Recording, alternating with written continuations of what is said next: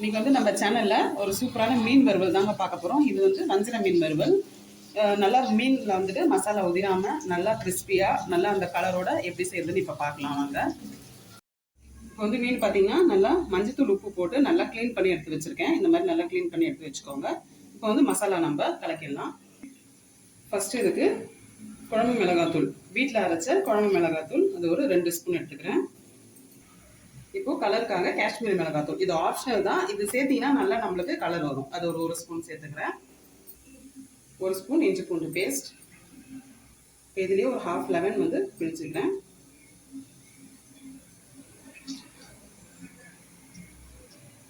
இது கூட ஒரு 1/2 ஸ்பூன் மஞ்சத்தூள், தேவையான அளவு உப்பு. இது கூடவே கருவேப்பிலை வந்து பொடிசா நறுக்கி வச்சுருக்கேன். இதையும் சேர்த்துக்கோங்க, நல்லா ஃப்ளேவராக இருக்கும். ஃபஸ்ட்டு இது எல்லாத்தையும் ஒன்றா பிசைஞ்சிடுங்க.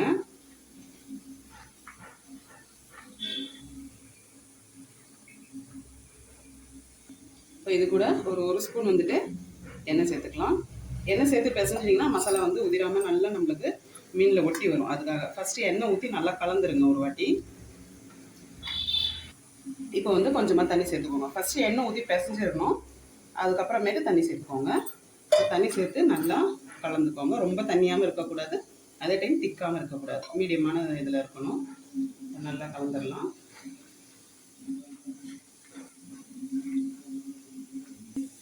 இப்போ வந்து இந்த பக்குவத்துக்கு கலந்து வச்சுக்கலாம். இப்போ வந்து மீனில் வந்து மசாலா தடவிடலாம். இப்போ மீனில் வந்துட்டு நல்லா எல்லா சைடும் நல்லா போட்டாதுற மாதிரி தடவிடணும்.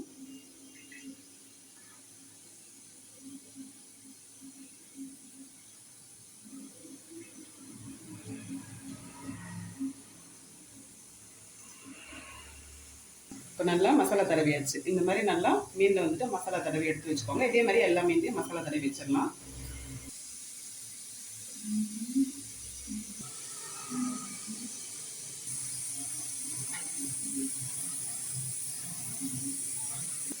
இப்போ பார்த்தீங்கன்னா மசாலா எல்லாமே நல்லா திரட்டி வச்சாச்சு. நம்மளுக்கு கரெக்டாக போயிடுச்சு மசாலா.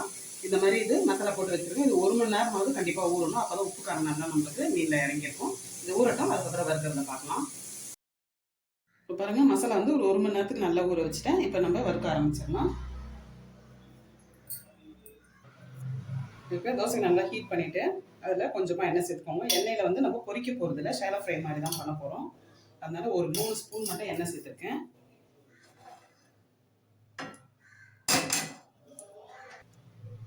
இப்போது எண்ணெயில் ஒரு மீனாக நம்ம சேர்த்துக்கலாம்.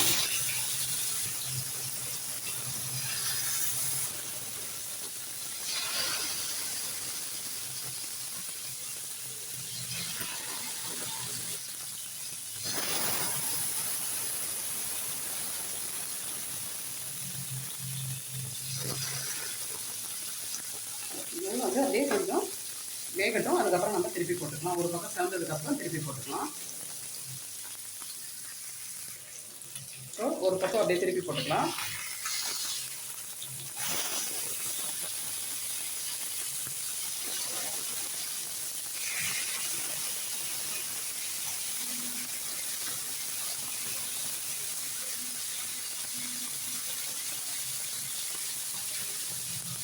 ஒரு பக்கம் செவந்தோடனே ஒரு பக்கம் திருப்பி போடுங்க.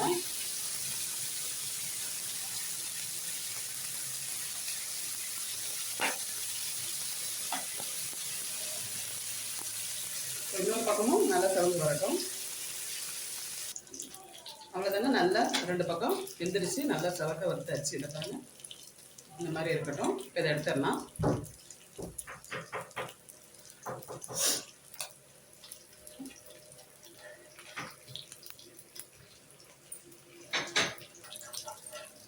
அவ்வளோதாங்க. இதே மாதிரியே நீங்களும் செஞ்சு பாருங்கள். எப்படி இருந்து சொல்கிற கமெண்ட்டில் சொல்லுங்கள். இந்த வீடியோ உங்களுக்கு பிடிச்சிருந்தா தஞ்சை கிச்சன் கலாட்டாவை மறக்காமல் சப்ஸ்கிரைப் பண்ணுங்கள் அண்ட் ஃபாலோ பண்ணிக்கோங்க. தேங்க்யூ.